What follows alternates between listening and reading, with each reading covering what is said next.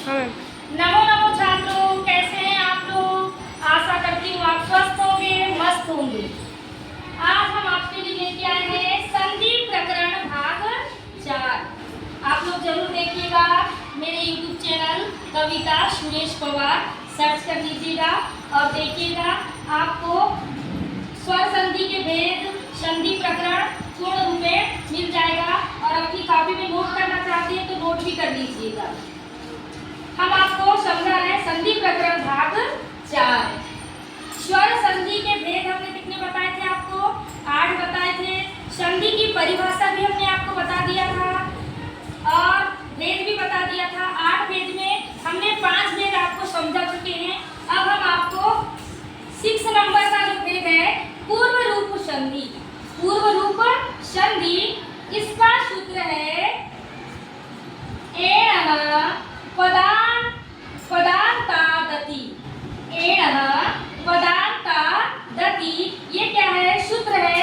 आपको एग्जाम में पूछा जाता है कि पूर्व रूप संधि का सूत्र क्या है, तो जैसे आपको आ गया एणः पदान्तादति, तो हम लोग कंफ्यूज हो जाते हैं।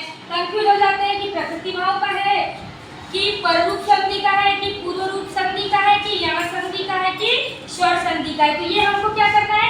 याद रखना है। और कंपटीशन एग्जाम में संस्कृत से जो परीक्षाएं होती है, प्रतियोगी परीक्षाएं, उसमें पूछा जाता है। तो पूर्व रूप संधि का सूत्र है एंगः पदान्तादति। ये क्या है? अयादि संधि का अपवाद माना जाता है। इसको पूर्व रूप संधि को अयादि संधि का अपवाद माना जाता है। आप लोग को याद रखना है कि पूर्व रूप संधि यानी अयादि संधि का अपवाद क्या है, तो पूर्व रूप संधि है। तो देखिए, इसमें मेन याद रखना है हमको ए आब्लिक ओ धन आ का क्या हो जाता है? अवग्रह हो जाता है। अवग्रह, ये जो यस कैसे बनता है, इसको कहते हैं अवग्रह। समझ गए? तो ए और ओ धन आ, तो इसका हो जाएगा अवग्रह। क्या हो जाएगा? अवग्रह। तो जैसे यस वाला ये चिन्ह है, तो इसे कहते हैं अवग्रह। उदाहरण देखिए, वने धन अस्मिन। वने धन अस्मिन, वने वने वने, ए आ गया तो ए धन आ मिलके क्या हो जाएगा? अवग्रह हो जाएगा। ए धन अ बराबर अ का क्या हो गया? अवग्रह हो गया। समझ आ गया ना? देखिए, हरे प्लस औ, हरे ए आ गया, ए की मात्रा लगी मतलब ए आ गया। ए धन अ मिलके अ का क्या हो गया? अवग्रह हो गया। फिर है विष्णु ओ आ गया कि नहीं? विष्णु, तो वो धन आ मिलके क्या हो गया? आ हो गया। और क्या आ गया? जो रस्व आ है, रस्व दीर्घ प्लुत बताई थी मैंने। तो रस्व यानी छोटा, दीर्घ यानी बड़ा, प्लुत यानी 3 मात्रा वाला। ठीक है, तो इसका अवग्रह हो गया। लोको धन अयम, ओ धन आ, लोको अयम, तो ओ धन आ का क्या हो गया? अवग्रह हो गया। ये आपको समझ आ चुका होगा। अवग्रह लिखना है, रस्व आ जब आता है तो उसके स्थान पे हमको अवग्रह आ जाएगा। ठीक है, 7वां नंबर है पररूप संधि। 7वां नंबर क्या है? पररूप संधि। सूत्र है एणि पररूपम। एणि पररूपम, उपसर्ग का अ। देखिए, इसका मेन ये याद रखना है आपको, उपसर्ग का अ, धन क्रिया का रूप ए और ओ, दोनों मिलके पररूप हो जाएंगे। दोनों मिलके क्या हो जाएंगे?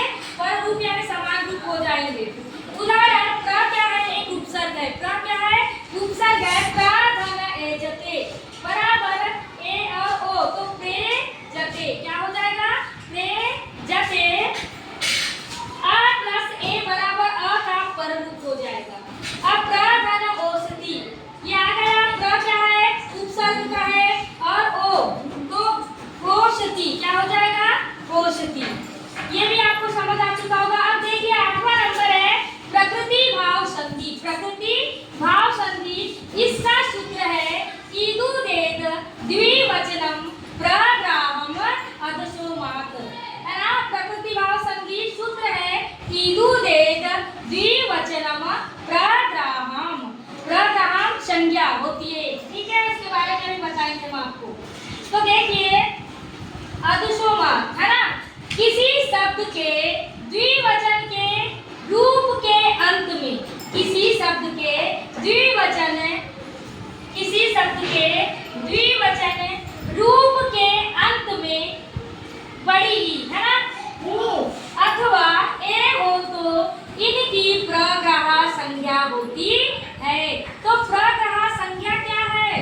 तो प्रग्रह संज्ञा होती है, हम आपको बता रहे हैं, जो दीर्घ रूप होते हैं इकारांत, क्या होता है?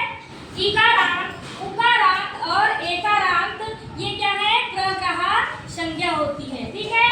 और उसके बाद कोई भी स्वर आने पर किसी प्रकार की संधि नहीं होगी। जैसे हरि धन इमो, हरि धन इमो बराबर हरि इमो, यहाँ कुछ हुआ क्या? जैसे का वैसा हमने क्या किया? उतार दिया, हरि धन इमो। परीक्षा में आपको आएगा हरि धन इमो कौन सी संधि है, तो हमको लिखना है प्रकृति भाव संधि है।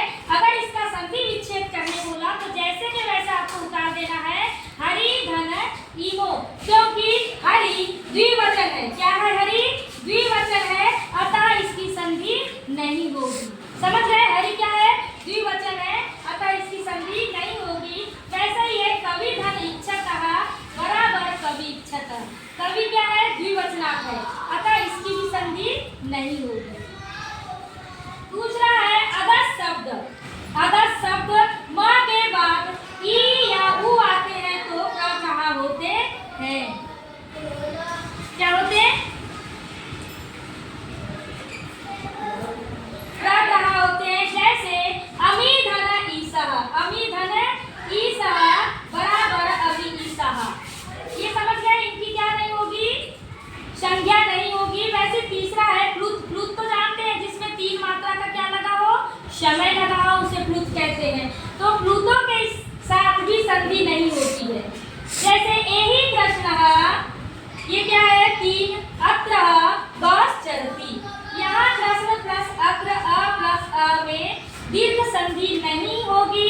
संबोधन पद कृष्ण अ क्या है? प्लुत है। कृष्ण क्या है? प्लुत है, इसलिए यहाँ भी संधि नहीं होगी। तो आपको मेन याद रखना है कि प्रकृति भाव संधि में द्विवचन रूप होते हैं, जिस कारण से संधि नहीं होती है, जैसे का वैसा उतार दिया जाता है।